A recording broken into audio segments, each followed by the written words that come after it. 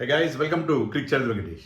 India Pakistan మధ్య ఈ నెల 15th జరగాల్సిన marquee clash world cup match జరుగుతుందా లేదా? మొన్నటిదాకా ఏమనుకున్నాం, జరగకపోవచ్చు అనుకున్నాం పాకిస్తాన్, ఎందుకంటే Pakistan is not willing to play that match, boycott చేద్దాం అంటున్నారు.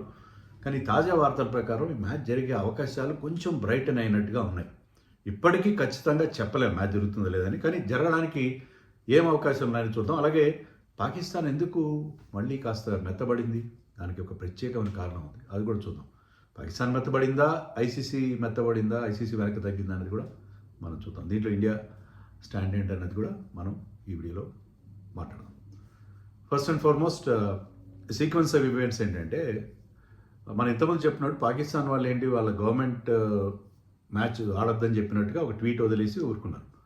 కానీ తర్వాత they have return to ICC, అఫీషియల్గా చెప్పాలి, కమ్యూనికేట్ చేయాలి కదా, మేము పలాని మ్యాచ్ ఇండియాతో మ్యాచ్ బాయ్కాట్ చేయదలుచుకున్నాం 15వ తారీఖున అని చెప్పి వాళ్ళు దానికి ఏంటంటే ఇప్పుడు కాంట్రాక్ట్స్లో మీకు చెప్పాలి, ఒక లీగల్ ఆస్పెక్ట్ ఏంటంటే ప్రతి కాంట్రాక్ట్లో ఒక ఫోర్స్ మెజ్యూర్ అనే ఒక క్లాజ్ ఉంటుంది.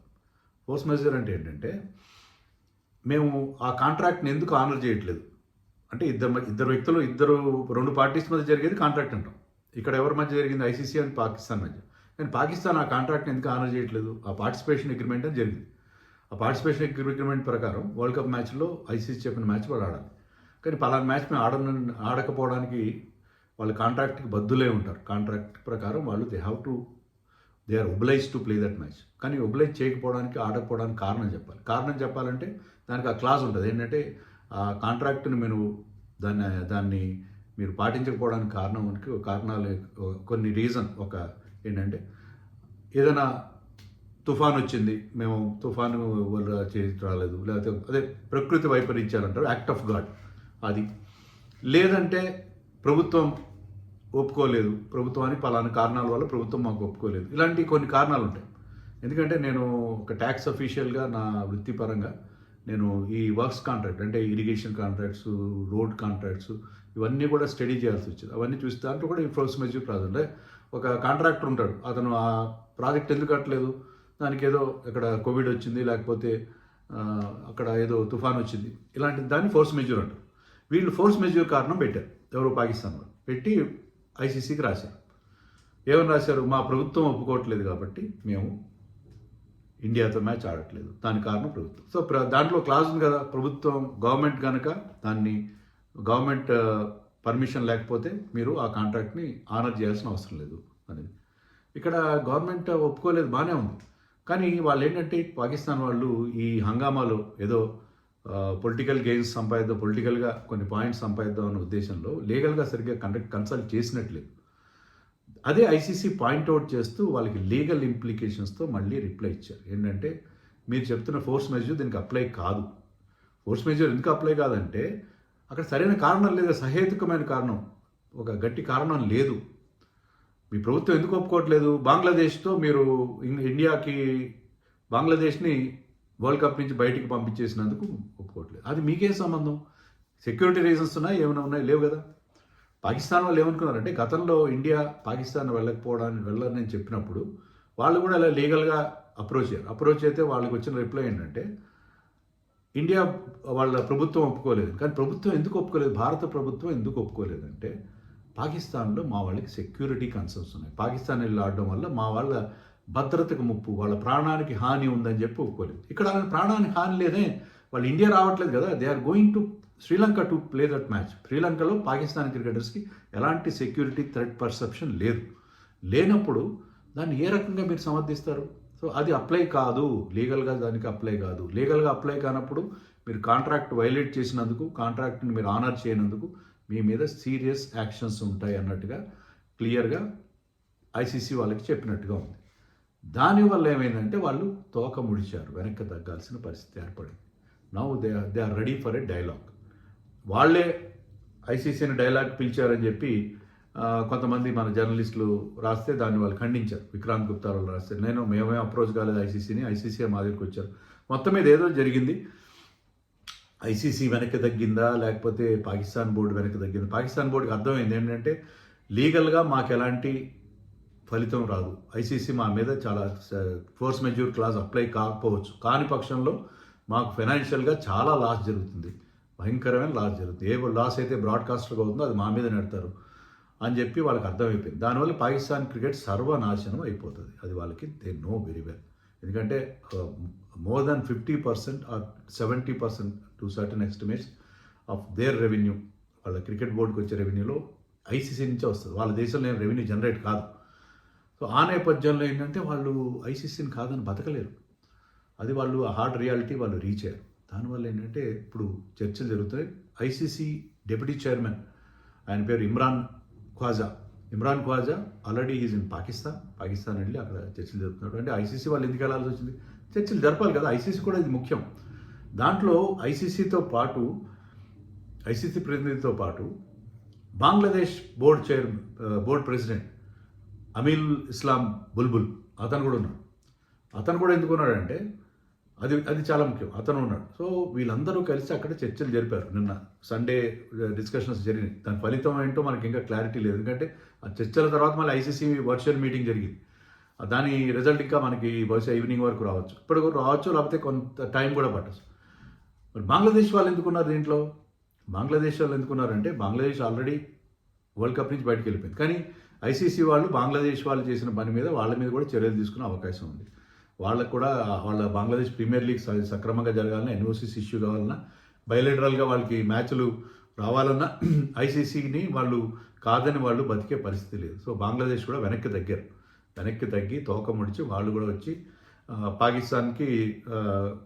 పాకిస్తాన్తో పాటు దాంట్లో చర్చల్లో పాల్గొంటున్నారు. దాంట్లోనే అర్థం అవుతుంది బంగ్లాదేశ్ వాళ్ళు ఇంతకుముందు ఉన్నట్టుగా లేరు. వాళ్ళకి వరల్డ్ కప్ నుంచి బయటకు వెళ్ళిపోయినా సరే they had to bow before, వాళ్ళు తలవగ్గాల్సిందే. ఐసీసీ ముందు తలవగ్గి వాళ్ళు చర్చల్లో పాల్గొన్నారు.